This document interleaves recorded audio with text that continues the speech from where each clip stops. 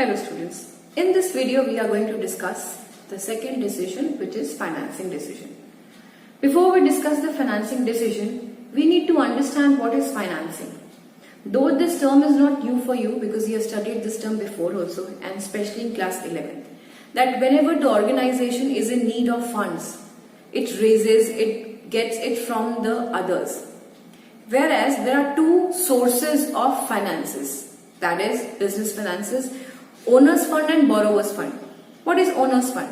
Owner's fund is a fund which has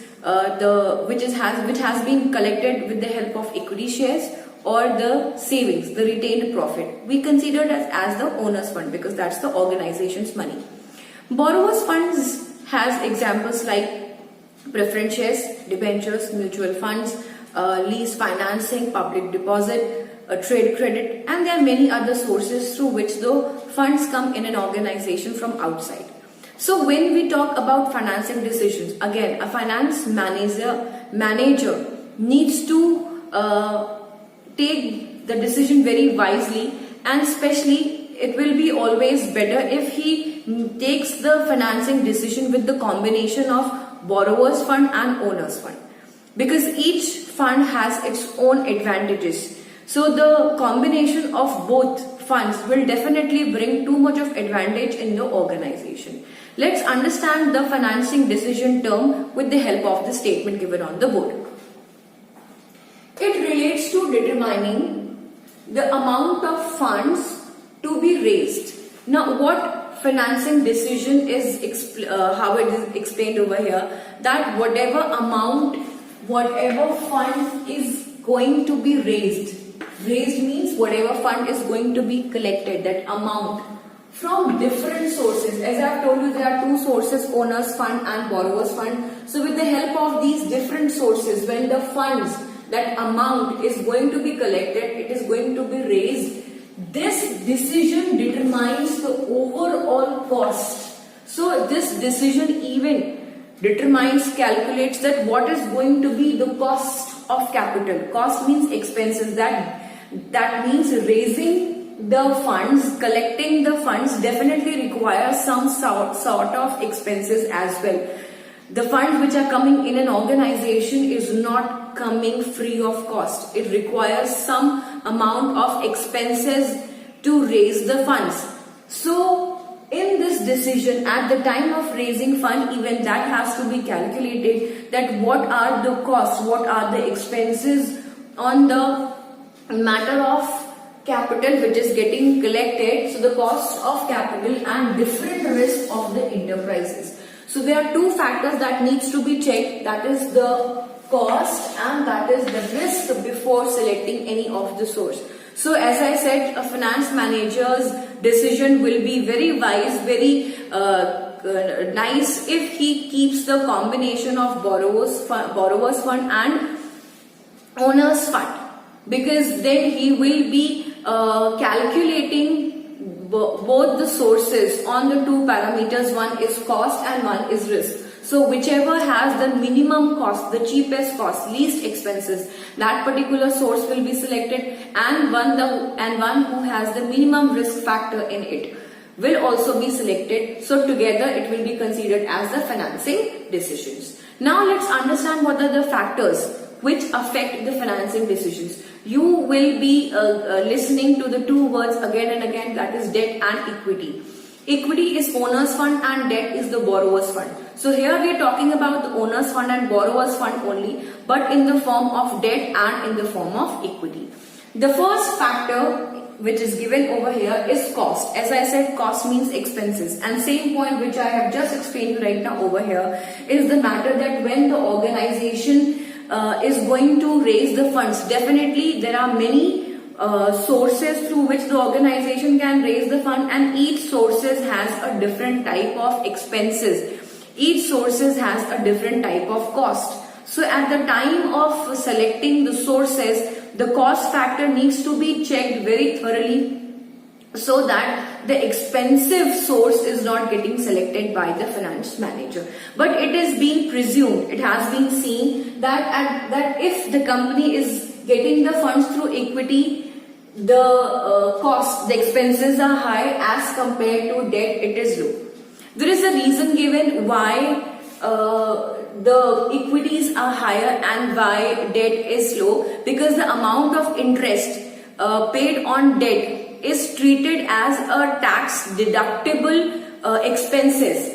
Tax deductible expenses, that means the amount which has already been paid as an interest on that, the tax has not to be paid for the computation of the liabilities. So when the liabilities are getting computed, calculated, if the interest has already been paid on the debt, for that amount which has been paid, the organization do not have to pay tax again, right?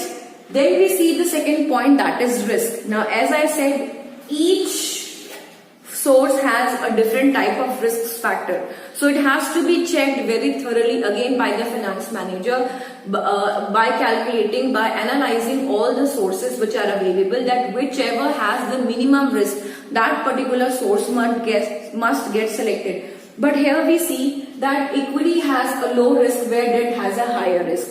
Equity has a low risk because equity is the owner's fund. They don't have to pay too much of interest. They don't have to pay too much of dividend on the equity, right? If it is not having a very good profit, it is not expected to even pay to the equity shareholders. Whereas in the form of debt, it is a fixed liability which has to be paid even when the organization is not going to a very good phase. So the risk factors are pretty higher in case of debt. Okay, so the third one is flotation cost. Before we proceed ahead, we'll see that what is flotation cost.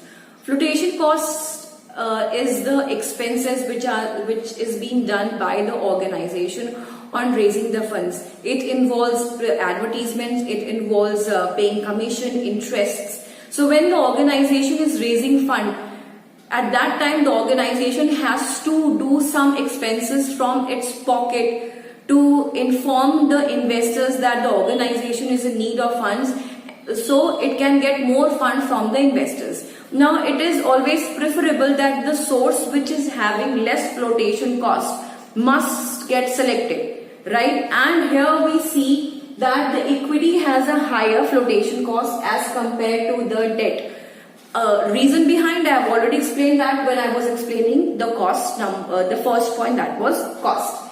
Next we see cost, cash flow position. The point number 4 is showing the cash flow position. If the cash flow position is very strong in the organization must go with the equity, and if the cash flow position is weak, it must always go with the debt as compared to the equity. Reason is that the cash flow position means the inflow of the money is too much. Because if in case the organization will go more with the debt, it will add extra liability on the shoulders of the organization. So it is always preferable that when the organization is in a good position, it must always go with debt or else with the equity. Next we have is the level of fixed operating costs. Now when the organization is running in a very good form, definitely it gets some type of fixed costs which cannot be removed. They are the permanent expenses, and operatingly, since they are being used in the day-to-day activities, so that expenses which are generating every day is considered as fixed operating costs. Now if the fixed operating costs are higher, the organization must prefer equity, and if the fixed operating costs are low, then the organization must go with the debt, so that the organization is in a position to raise more funds and invest that money in the flotation costs. But if the expenses level are very higher, the cost is very higher, it is always preferable that the organization must stick to the equity, must stick to the owner's fund instead of adding some more liability on their shoulders by raising the funds to debt. Point number 6 is control consideration. Now whose control are they talking about? Because when the organization will be issuing equity means owner's fund. And that means the more number of owners are going to add in the organization. So in case of if the organization wants more control, definitely it will issue debt in that case, because does not affect control of equity shareholders, because debt is the borrower's fund, and issue of more debt do not affect the controlling power of the equity shareholders who are the owners as well.